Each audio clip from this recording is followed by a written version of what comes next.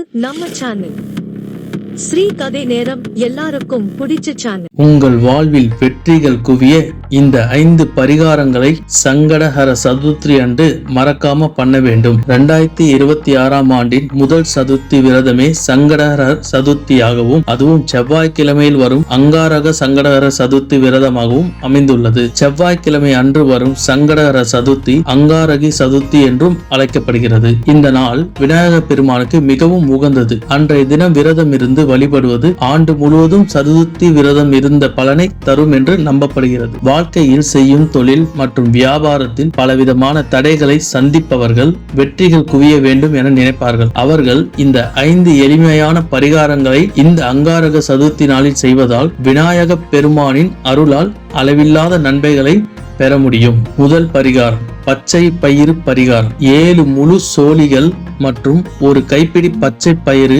ஆகியவற்றை எடுத்துக் கொள்ளுங்கள். இவற்றை ஒரு பச்சை நிற துணியில் வைத்து மூட்டையாக கட்டி ஒரு கோயிலின் படிக்கட்டுகளில் வைக்கவும். இந்த வழிபாட்டை யாருக்கும் தெரியாமல் ரகசியமாக செய்வது அவசியம். இவ்வாறு செய்வதன் மூலம் விநாயகரின் அருளால் உங்கள் தொழிலில் முன்னேற்றம் ஏற்படும். இரண்டாவது பரிகாரம் அருகம்புல் மற்றும் குங்குமம் சமர்ப்பித்தல். விநாயக பெருமானுக்கு 21 அருகம்புல் முடிச்சுகள் மற்றும் குங்குமம் சாற்றி வழிபடவும். பின்னர் விநாயக ஸ்தோத்திரம் பாராயணம் செய்து அவருக்கு வெல்லத்தை நெய்வேத்தியமாக படைக்கவும். நிதிநிலை உயர இந்த பரிகாரத்தை ஒவ்வொரு புதன்கிழமையும் செய்து வரலாம். மூன்றாவது பரிகாரம் வன்னி இலை வழிபாடு. விநாயகருக்கு வன்னி இலைகளை சமர்ப்பிப்பது அறிவுத்திறனை மேம்படுத்தும் மற்றும் வீட்டில் உள்ள வறுமையை நீக்கும் என்று கூறப்படுகிறது. வன்னி இலையால் வழிபடுவது சிவபெருமான் மற்றும் விநாயகர் ஆகிய இருவரின் ஆசைகளையும் பெற்றுத்தரும். நான்காவது பரிகாரம் சிவப்பு மலர்களால் அர்ச்சனை. விநாயக பெருமானுக்கு சிவப்பு நிற மலர்கள், குறிப்பாக செம்பருத்தி பூக்கள் மிகவும் பிடிக்கும்.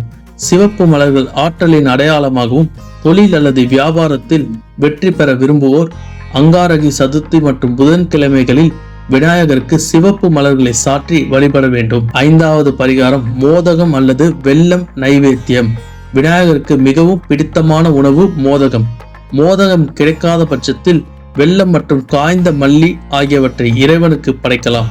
இந்த நெய்வேத்தியத்தை படைத்த பிறகு அதனை ஒரு பசுமாட்டிற்கு உணவாக அளிப்பது பொருளாதார சிக்கல்களை தீர்த்து செய்யும் காரியங்களில் வெற்றியை தரும். இவ்வாறு இந்த 5 பரிகாரங்களை செய்வதன் மூலம் அவர்கள் வாழ்வில் வெற்றிகள் குவியும் என்பது நம்பிக்கை.